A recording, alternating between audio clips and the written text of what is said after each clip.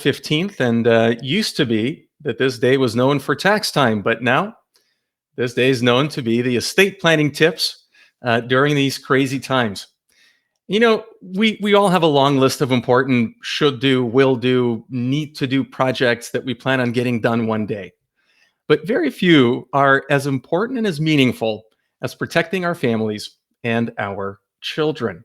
And during this time, a lot of us are circling the wagons on important things and, ensuring that our finances are secure, that we have enough supplies and food at home, and that our internet is keeping up with our work from home and our kids' iPads. And, but very few things are nearly as important, as I mentioned, as taking care of our families. And, many of us are still ignoring that difficult to think about, but incredibly important thought in the back of our minds, which is, well, what happens to my family if I get sick? Or what happens if I died? All right, so fairly, it's not the most uplifting of thoughts, but they're important thoughts. And today, I'm fortunate to have a good friend and an estate planning lawyer, Yuliya Magomedov, who is here to join us for a simple and clear list of things that we should all be doing right now. And so with that, I'd like to bring Yuliya into conversation. Hey, Yuliya, can you hear me? Hi, Roman. Thank you for the kind introduction. And it's nice to be here. Thank you for having me. It's great to have you here. Well, all right. So let's kick off this lighthearted conversation. I'm sure this is top of mind for a lot of folks, and if it's not, it should be. So tell us why estate planning? Why now? I know this is something that was part of your topic, that now is more important than ever. Why is that? Definitely. I think estate planning is very much underrated, especially in this day and age. And I think for a lot of people, it's a foreign concept and they don't really understand what it is and why it's important. And I think now more than ever, because a lot of estate planning has to do with disability or not being able to make decisions for yourself. People assume that estate planning is just having a will or having a trust. And when you die, what happens to my things? But it's not what it is only. So there's certain things that you can do while you're still on this earth to be able to control things that could potentially be out of your control, especially when it comes to disability. And when we now live in this crazy world with things happening every day and we can't plan, even though we all like to plan, things would happen unexpectedly. So for example, one of the things that I would want to stress is having a power of attorney. What happens if you're not able to make your own decisions? You're able to appoint someone who is able to make those decisions for you. For example, when it comes to financial things, when it comes to legal things, when it comes to paying your rent, it could be something very simple as that. If you're in a hospital, for example, and not able to make those things happen timely, you're going to be in trouble. So you might want to make sure that you have appointed someone you trust. That's the key word, someone you trust, to take care of those things. Same goes for your health. Like, who's going to take care of your health? Who's going to make decisions related to your health? So you're able to outline all those things. You're able to outline those wishes in the paperwork that's fairly simple. Yes, I think you bring up a good point, is that at least when I speak to people about estate planning, the first thing that comes to their mind is planning for when they're no longer around.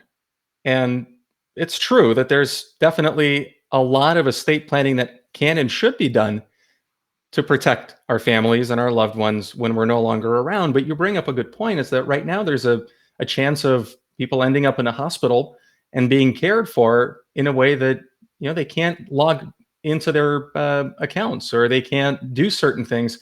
So what are some of the most important forms that people should have in order to, just make sure that things are going to be okay financially if they happen to be laid up in a hospital recovering and not able to access their finances?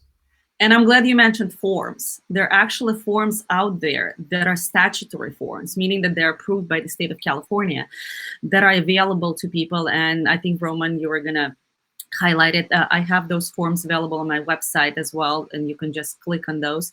So the first document would be the durable power of attorney. So that would be a power of attorney where you can nominate someone to act on your behalf if you're not able to do so yourself. It could be very detailed. It could be very limited. It could be only for limited purpose. It could be solely for, let's say, sale of real estate. It could be solely to talk to a financial advisor or go do bank deposits or something like that. And then at the same time, it could be very detailed. I recently read a power of attorney that was so generous that the person who had the power could do anything. I'd never seen anything like that. So I thought it was quite interesting. There must have been a lot of trust going on. So, and within that power of attorney, you're still able to limit it by way of not just the subject, but you can also specify whether you want it to be effective immediately when you sign it, or whether you want it to be available on incapacity. It could be either medical incapacity, mental incapacity, physical incapacity. It could be any type of incapacity. And it's not going to be the person who you had nominated deciding that. It would be a medical professional.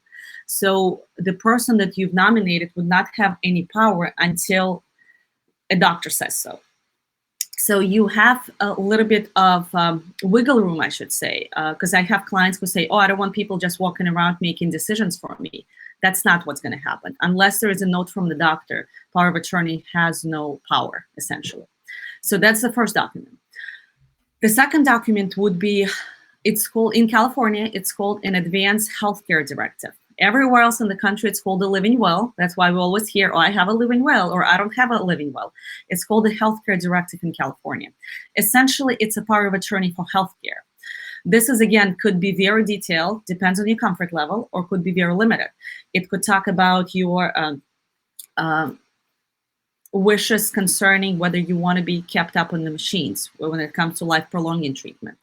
It could talk about organ donation. It could talk about burial wishes. It could be very, very detailed. Or it could simply say, this is my primary care doctor. You can nominate the primary care doctor in it. You can say what you want done. So in that case, you're not just nominating someone to make decisions for you. You're also taking the burden of those decisions from those people. So you're essentially making the decisions on the paper, and the people that you have nominated are only executing your wishes. So that's document number 2. And again, you can state that it's only valid on incapacity. And then once incapacity ends, the document is no longer valid. And then the last document would be statutory will. So will is a document that allows you to outline your wishes when it comes to your assets and your estate. I don't want to use the word estate because I think it's confusing to a lot of people. People assume, oh, I don't have an estate, because people think estate is a huge vineyard up in Napa. No, estate essentially is everything you own. So in the will, you're able to specify who's going to get what when you're gone. That takes away from the government deciding that. Because if you don't have one, if you don't have a plan, the state will have one for you and you're not going to like it. And it's all going to go down by the law of California.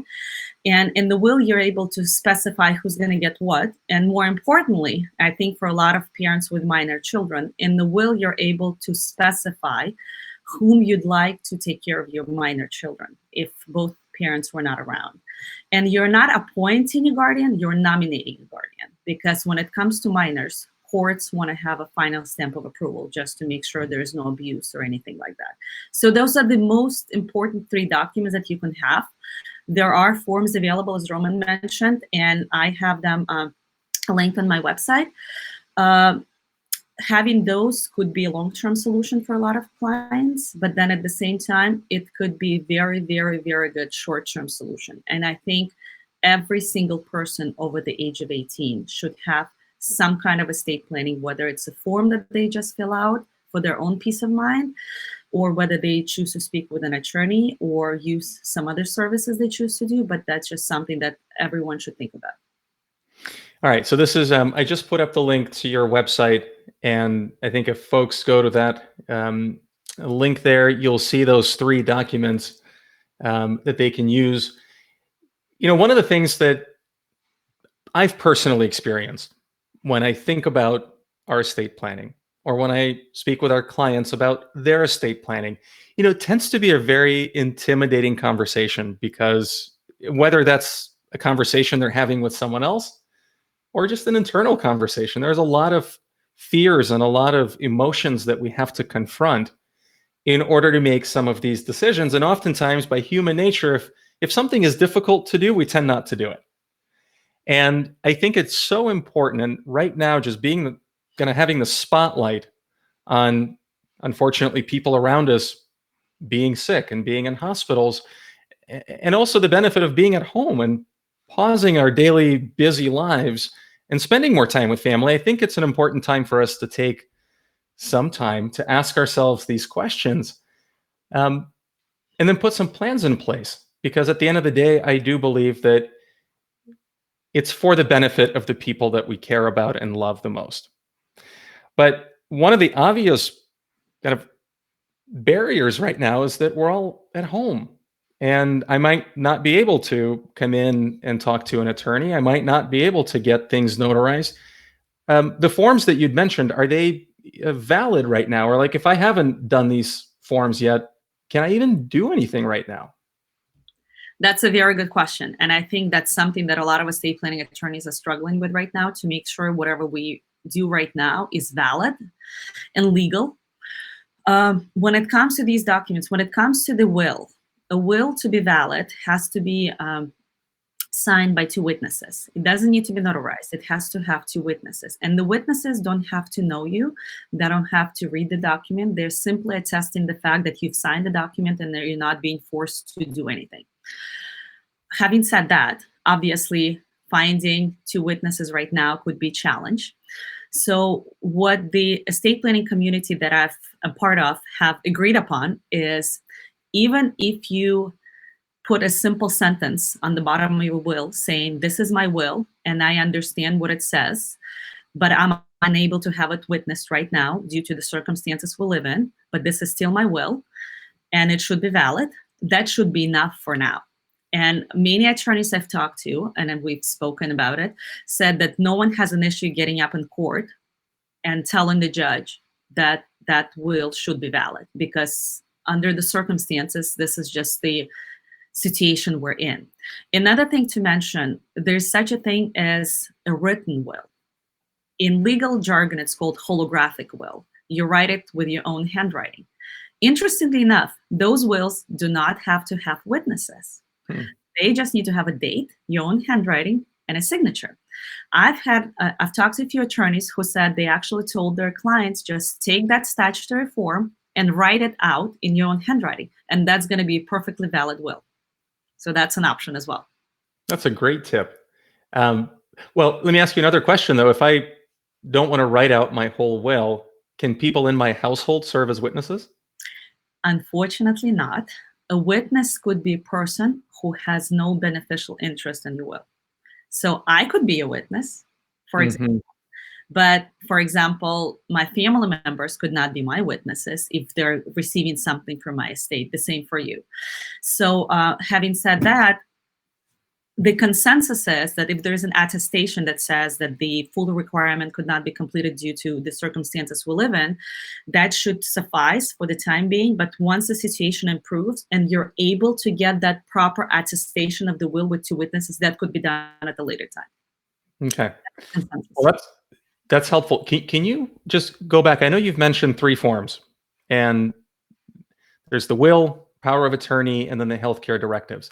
Yeah. And you started with the will. So tell us, what should a will have? Sort of, what is its ultimate benefit? So the benefit of the will, there's actually several benefits. One of the benefits, you're able to outline who's going to get what. So in this case, if you pass, your estate or your assets, everything you own, is going to go to the people that you have outlined in your will, not just to the next of kin. Because a lot of times, fortunately or unfortunately, there are situations with families not necessarily talking or having biological family that you are not, you don't have a relationship with. So if nothing is written out, things are going to go to the people pretty much down the line, your lineage. In the will, you're able to specify who's going to get what, in what proportions, or whatever you choose to do.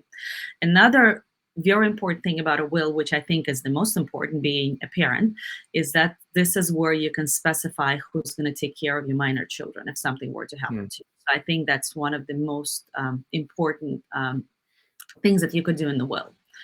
Um, the will, unfortunately, doesn't take your, I don't want to call it estate, but estate out of probate. And I think a lot of people think about probate as something, I mean, for a lot of people, it's just an unknown. And essentially, it's when we talk about probate or somebody's assets being probated, essentially it's a lawsuit against yourself. So the paperwork ends up being filed in court. It's a process, it's costly, it takes time, and it's not very private. So when you have a will, the will doesn't take your assets or your estate out of probate. The process would still be the same. So it would still go through the probate, but the will would be taken into consideration by a judge. So the judge would go with what you've written in your will when disposing or distributing your assets, and when it comes to your children as well.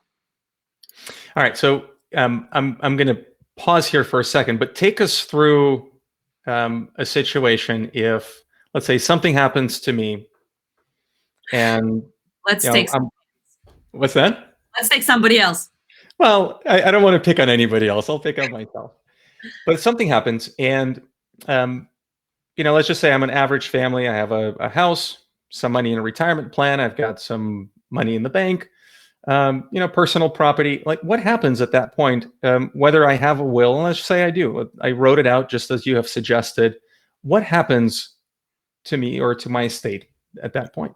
So in your specific case, it would be a little different because you're happily married. So most of your assets would go to your lovely spouse. Mm-hmm. Because my assumption would be that you own them jointly. So whenever there's joint ownership, something happens to one spouse, the other one automatically receives it. We're talking about joint assets. We're not talking about separate assets right now. When it comes to, let's say you mentioned retirement accounts, that's another thing to double check. Make sure your beneficiary designations are up to date. You'll be surprised how many ex-spouses or ex-people receive those benefits. So those benefits would go to the person that you had nominated in your beneficiary designation. So in your specific case, it should be fairly smooth because, again, you have a spouse, and if everything's in joint ownership, it should be fairly simple and I don't want to call it easy, but fairly simple process. And when we're talking about, for example, someone who is unmarried, or if something happens to both spouses at the same time, that's where the issue becomes more of an issue. Because then, let's say if we're talking about someone who is a single individual, let's say no children, then their assets end up in probate, and then the court decides who's going to receive what and when. And it's going to take time and money because probate costs money. There's statutory fees. It's not like you just pay an attorney. There's a statutory fee that goes off the gross value of your estate. So if you have roughly an estate of about $1 million, again, gross value, as Roman mentioned to me earlier today, it's about 2 to 4% of your estate. So it roughly ranges from about 24,000 to about 40,000 off of that gross value of your estate. Yeah, I mean, that's one of the definite disadvantages of going through probate is that it costs a lot more money than getting some of the planning done ahead of time. It's more or less in a public forum because anyone can technically show up in court when your case is being heard. And it takes time. And I'm not an expert in this. The last I've heard is it can take up to a year to go through probate for the judge to decide ultimately who gets what. But what's the time frame? Is that about right? So it's very much a bureaucratical ladder that you have to climb. Depending on the county where you are, in the Bay Area, it takes roughly 18 months, 12 to 18 months. I do have a probate case that's been in San Francisco for close to 5 years. So it depends, but then it could be very lengthy because, again, it's a bureaucratical process that you have to go through. And a lot of times it's not even you, it's just the court system, the way it works. You have to go through certain things and file certain things and go through the process, and it just takes time. Got it. All right. So we've covered the worst eventuality.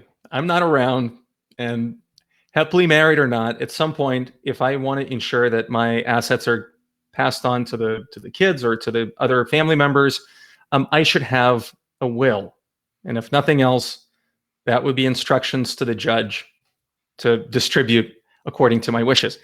Well, let's say that the worst didn't happen. I just get sick and I'm, in the hospital and I'm getting better, but the market is going crazy. The economy is not so good. And, my wife and I have a couple of joint accounts, but everything else is in my name. Which of those forms do then I need remind us to help provide my wife, for example, with access to my financial accounts? This is where we're talking about a power of attorney.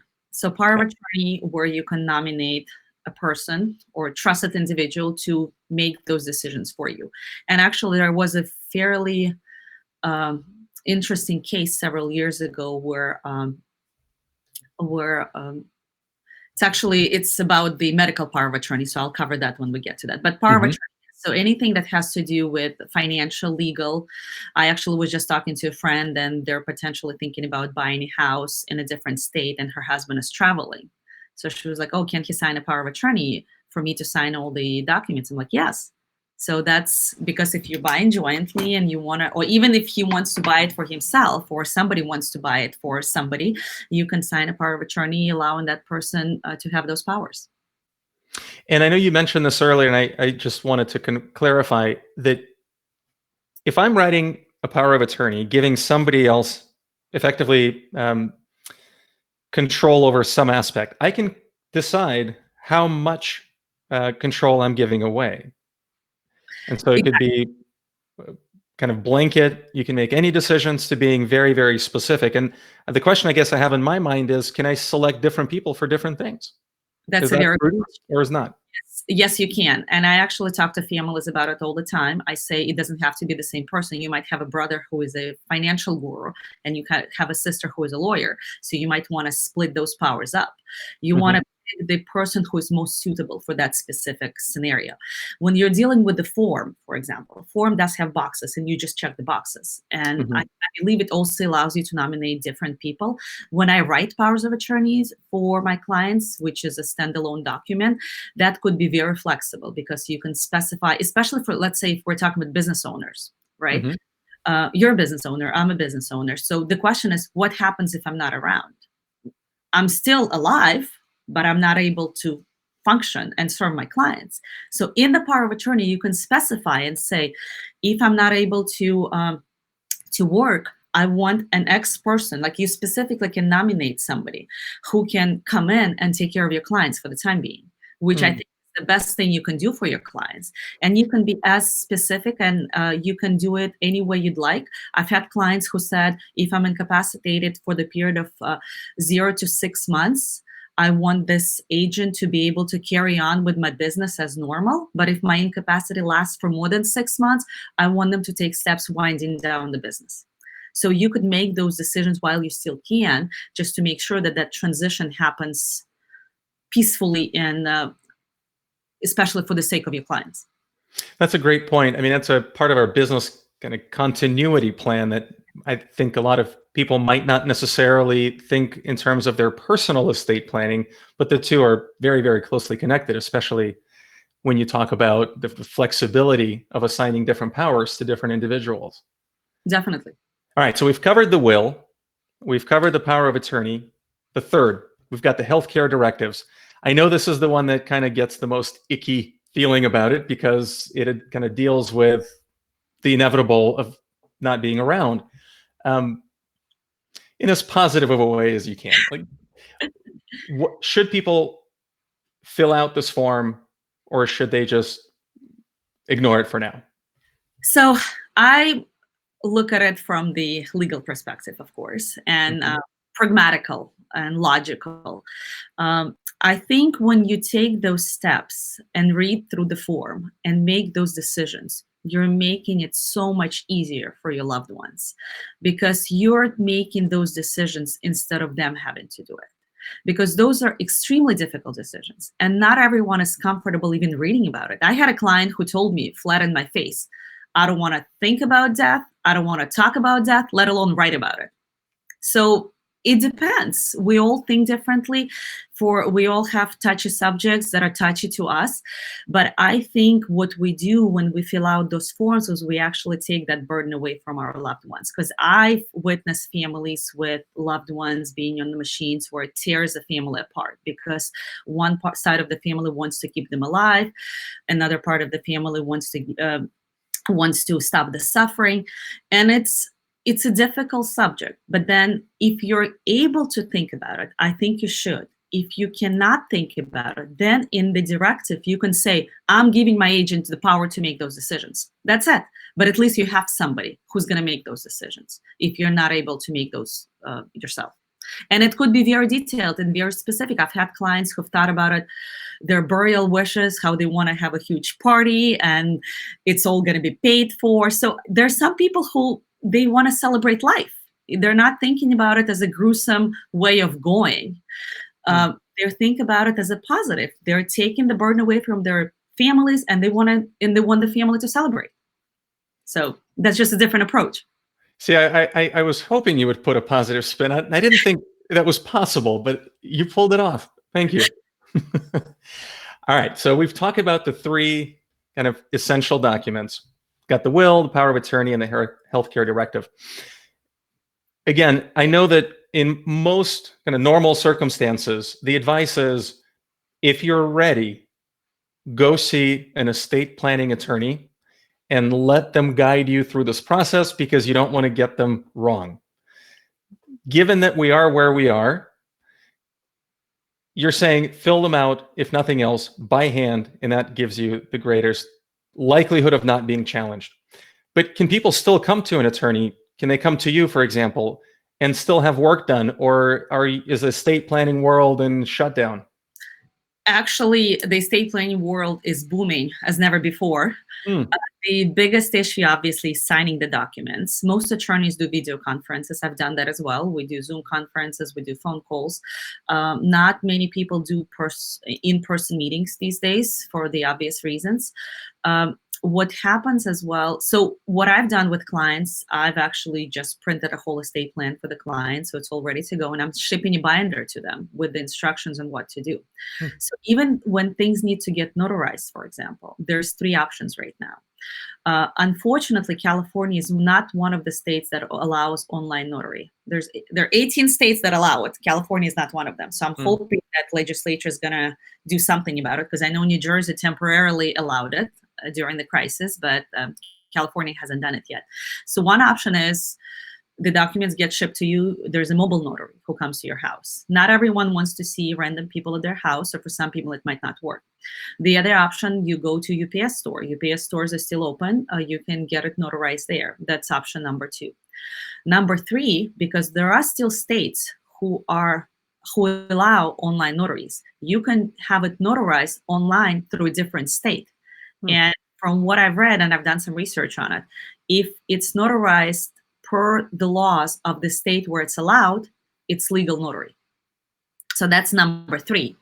And there is one more that doesn't require notary, because I know I said there's 3. So those are 3 ways to notarize it. Number 4 is, like I mentioned with the will, you do an attestation. You state that I certify under penalty of perjury that these are my wishes, and the only reason I was unable to comply with the probate code or with the current law is because of the current situation. But then when situation ends, you go and you notarize it later. So getting something done is better than getting nothing done at this point. Exactly. And I think the key the way I look at it is, for all those documents, in order to be able to execute them or sign them, you have to have capacity. That's the key word. So you want to make sure you sign those documents while you still can. So the way I look at it, do what you can while you can. So because once you don't have capacity and you're not able, so you can still sign it, it's just not going to be legal. That's the issue. So you want to make sure you have that and prepare at least some documents that allow some protection to you and your family while you still can. And that's, I think, always helpful for anything in life. We don't have to wait for a crisis like this to kind of make us think about these very important topics, but I want to. You've talked about the importance of these documents. It's really nice that you have them available on your website. I'll put it up again in case folks want to go and download them. And I get the value of all three of them. But talk a little bit now about what's a living trust, and why do people, and why should they even consider having one if they can just do these three forms on their own or with an attorney like yourself? Sure. Let me go back to one thing when it comes to the power of attorney, and I think it's not something that people think about. When it comes to your kids, we still think that they're kids when they're 19, but they're not. So anyone over the age of 18 should have some documents prepared, especially when we're talking about a kid going off to college. And you think, oh, what if there's something that needs to be done on their behalf, whether it's an issue with the landlord or issue with the school financial office? Who's going to do it? They're not going to talk to you if your child is over the age of 18. So before your kid goes off somewhere, again, we all still think that they're still kids at the age of 18, but they're legal adults. So make sure if you have a child who is 18 or over, that there's some kind of a paper that allows you to be your child's agent, essentially, especially if your child wants you to help them. Because I think they all want independence, but then at some point, of course, they want your help. So just wanted to throw that out there. So you're saying that, so effectively, whenever a young person becomes an adult, which is 18 years of age, they should have a power of attorney that designates a parent, for example, to allow them to make some of these decisions on their behalf. Exactly. Let's say the child is renting, I don't want to say child, young adult is renting an apartment by the school, and they go to college. And then there's an issue with the landlord. Who's going to deal with it? I mean, maybe some 18-year-olds are fully capable of doing that, but most likely it's still going to be the parents dealing with the issue. So they can definitely say, talk to my mom, but you're saying legally, though, they need this document in place in order to make the agreement valid that is ultimately reached. Exactly. So the landlord could make it easy or could make it difficult. So if the young adult says, talk to my mom, they could say, sure. But let's say if it's a bigger corporation and they say, we're not allowed to talk to your mom, or we're not allowed to talk to your parents unless there's a power of attorney. So it's just something to keep in mind. That's a helpful tip. Thanks. So going back to your question about trust, it's an interesting subject to talk about. It's not usually something you can do yourself. There's no form for it. I would always recommend working with an attorney to determine whether you need one or not. It depends. I don't want to give you a legal answer or lawyer-like answer. It depends, but it does. I've had clients who call me and say they want a trust, and then after talking to them, I told them, you know what, you don't need one, or the other way around. So a trust essentially is a legal document where you can outline your wishes and specify who's going to get what, and you again appoint people to take care of things, and you can be very, very, very detailed. You can put certain limitations on distribution of your assets. For example, you can say if my child is not 25, they're not supposed to touch anything. So you can put certain age restrictions in it as well. The biggest difference between a trust and a will is that because essentially they do similar things. They help you specify who's going to get your assets. The will still takes you to probate. To make sure that distribution takes place, the will has to be probated. With a trust, it does not need court involvement.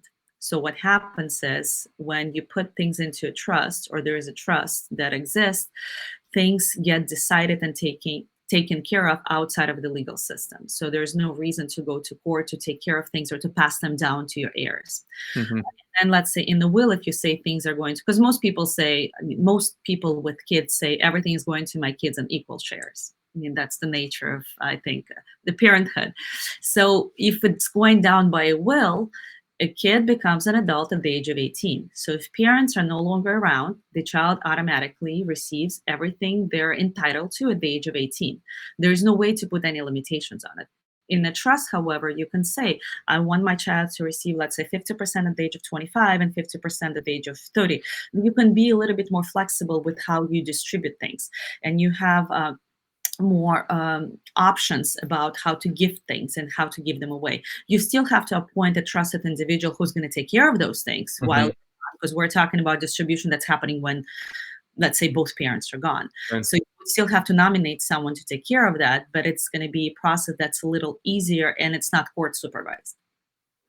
And I think the key there that you've mentioned is that it avoids probate. So you don't have to sit through this year plus long process before things are followed according to your wishes. Exactly. Yeah. And it's time and then privacy as well, because I think it all stays within, I call it kind of in a fictitious box that you've put things into. Right. And then with the court proceeding, everything's out in the open because it's all public forum and anyone could come and get copies of anything pertaining to your probate proceeding.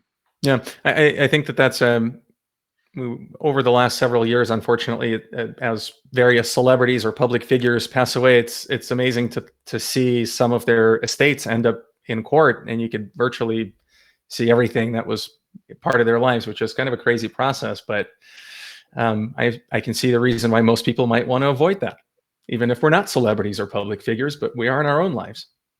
Definitely. And it's a public process. And I think for a lot of people, once they hear that there's money on the table, it could kind of instigate potential litigation and invite people to it. So probate is not always bad. I'm not going to say it's always bad. It does act similarly to bankruptcy in a way where if you have a lot of creditors, you have to send out notices to those creditors. And if they don't respond, they lose their rights. Mm. So for some people who, let's say, they don't have a lot of assets, but they have a lot of creditors, and that, let's say, they don't have family, so they have nothing to lose. So for them, it could be a way of getting rid of some of the creditors. So I don't want to say that it's always bad, but for most people, it's not a process that you would want to go through. And I'll tell you honestly, I always, I don't want to stereotype, but most of my clients come from three different kind of types of life. One would be someone who grew up in a family where everyone had estate planning. So they just used to it. It's not foreign to them. My youngest client was 22 and she said, oh, I've come to put my affairs in order. So for someone who is 22, that's a little odd, but she said, my parents had a trust, my grandparents had a trust, and I want to make sure. So we didn't do a trust because she didn't need one, but we did a will and we did the powers of attorney because she wanted to make sure people knew what to do with her or what her wishes were if something were to happen, which I thought was quite interesting for a 22-year-old. But that was, again, her kind of upbringing. Mm-hmm. And then the second type of clients would be someone who just had a life-changing event, whether they just had a child. When it becomes a little bit more real, you're more paranoid about things. And then you just bought a house. So something that changed and that made you think about a bigger picture. And the third type would be someone who just went through probate or witnessed someone go through probate, especially if it was really messy. Then they come and say, I never want to do that again. Like, I want to make sure to avoid that at any cost. So that's kind of, I think for some people, it's a preview of what it could look like, and they don't want to do it again or see it again. That was really helpful. So to just summarize, if you've got nothing in place, and we don't want to go see an attorney at this point, and maybe we're not ready to have that full conversation, pull up one or all three of those forms, complete them in the best way that we can, write them down in our own pen and paper, and that's a patch until the next time we're ready to deal with it. Exactly. Option number 2 is have the attorney do it. And option number 3, it sounds like you would go through a more involved process of setting up or potentially setting up a trust.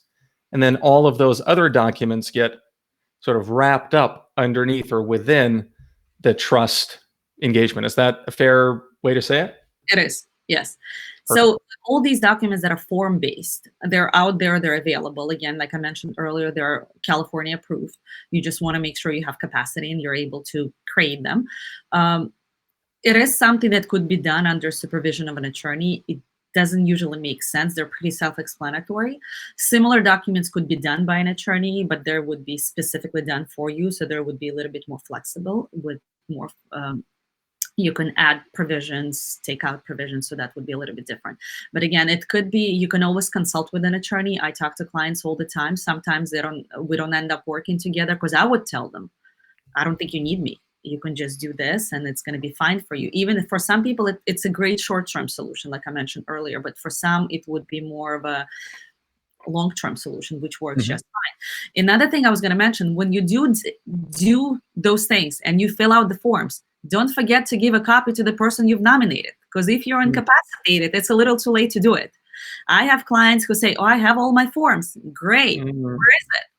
And I think that's the safekeeping question. And it depends if you have a safe, if you have a box at a bank, you can keep it anywhere you'd like. But if you do have especially incapacity documents, let's say when it comes to will or trust, at least tell your family you have it and where it is. Because you might not be comfortable sharing, because you might have left somebody out of your will or of your trust. So you might not be comfortable giving them the documents, but at least tell them where they are. And then they come and search for it when you're gone. But when it comes to the documents that deal with disability or Right. incapacity, make sure you, even if you email somebody a copy or put it on a Google Drive, I always recommend having an electronic copy, especially in this day and age. And most of these documents, one of the paragraphs actually on the very bottom of that document, it says a copy should be treated as an original. So there's no issue with using a copy. So you want to make sure that you share that with whether you have an elderly grandma who has one, make sure you have a copy, her doctor has a copy. If it's an 18-year-old, the same thing, make sure you have a copy, because if you need to be dealing with something, then there's an issue of getting you a copy, or because you got to provide it to the landlord or whomever that is you're dealing with. So make sure you give a copy to the people that you've nominated. That's a helpful tip, and I think that always, or also spotlights the importance of working with someone who's a professional. Is that you can just tell your trusted family members or people outside of your family, talk to my fill in the blank, and then they can get the documents from the trusted professional instead of worrying about where the forms are. But really, really good tips. I mean, I feel like I've got another 20 questions lined up, but we may have to do a take two, just not to exhaust everybody's attention span. You've covered a lot of ground, and I really appreciate it. Are there any sort of final thoughts that you'd like to leave our listeners with? I think the most important tip I could give people is educate yourself. I think that's, especially if you have more time right now, just take that time and read. If you're not sure where to read or what information you need, feel free to reach out to an attorney. You can reach out to me. I'd be more than happy to talk to you, even over the phone. I think that's the best you can do for yourself and for your family. Just educate yourself and figure out what would be a good solution for you. Because sometimes I have clients, of course, when they call and say, oh, you did this and this for such person, can I have the same? It might not be the same, because everyone's there. It's like when you're shopping for a mortgage rate, it doesn't always the same. Like it's not, doesn't work the same for everybody. So you want to make sure you talk to someone about, or you figure out what you need. And while you still are able to do it, I would want you to do what you can. Because if you don't have a plan, it's not going to be pretty, unfortunately. Hmm. Well, this is a good place, I suppose, to end this talk, is arming ourselves with education, taking the time to really think these things through, as unpleasant as they might seem on the surface. The one thing I'm taking away from this talk is that it's really not so much about how we feel about it. It's how our families and our kids and our spouses might feel about it, and taking that burden off of them. I think it's liberating to think about that we don't have to burden them with some of these really difficult to make decisions. And so thank you for reminding us of that. And it doesn't all have to be doom and gloom. Exactly. Well, like I said, I think this is going to potentially need a 2.0, because I've got so many other questions lined up. But I want to thank you for coming on to talk to us today. These are really, really helpful tips. I hope folks that are watching are going to benefit tremendously. And I've put your email on the screen, so if anyone has questions, I trust they can reach out to you, and I know they'll be in good hands. Thank you for having me, Roman. And if anyone has any questions, feel free to reach out. I'm very generous with advice. Well, and we appreciate that. Thanks Thank again, and be well. you. Take care, too. everybody. Bye.